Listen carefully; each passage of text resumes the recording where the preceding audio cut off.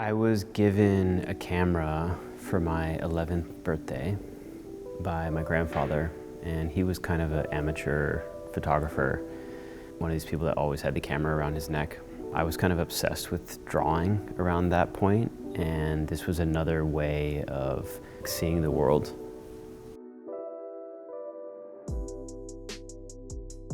Photography for me was never about artwork in that sense. I always used it more as a kind of documentation, a way to record experiences or places.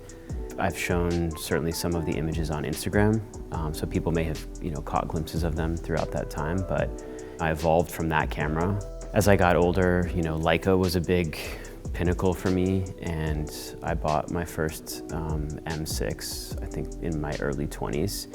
And the great thing about that whole series is the lenses that I have from 25 years ago still work on all the digital M bodies that I have today. So I would say the majority of the images in the exhibition were either shot on the M6 or on newer, Leica M digital cameras.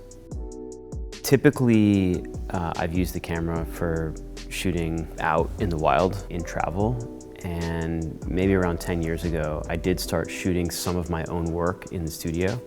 And I have set up other more studio shots, either with people or a kind of series of still lives that I did.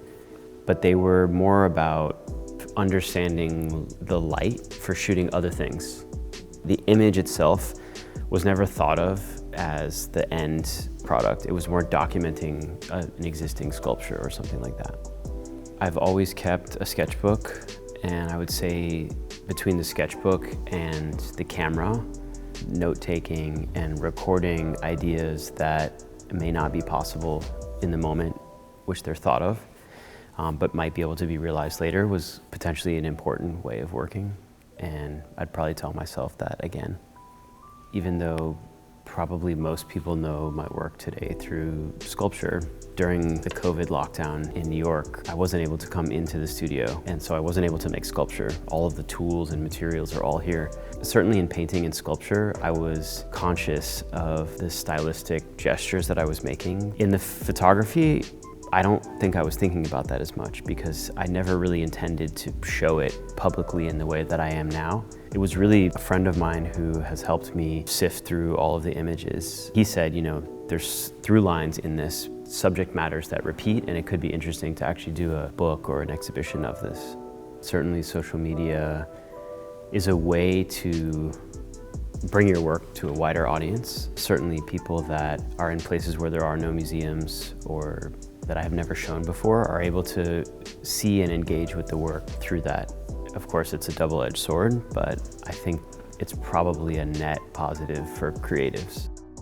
It's very challenging to kind of determine how I arrived at this point, like what is the path, and could there be lessons in that? I would say the one driving factor is that failure is a big part of art practice, probably anything that you do that's successful. And the more that you can put things out into the world and fail, the more potential you have for doing something interesting. I'm not so much in the photo world, but certainly I have friends that are photographers that sort of cross over between the more commercial world in fashion photography with the art world, right? Where photography can be thought of more as a personal expression or a gesture that doesn't serve any specific purpose.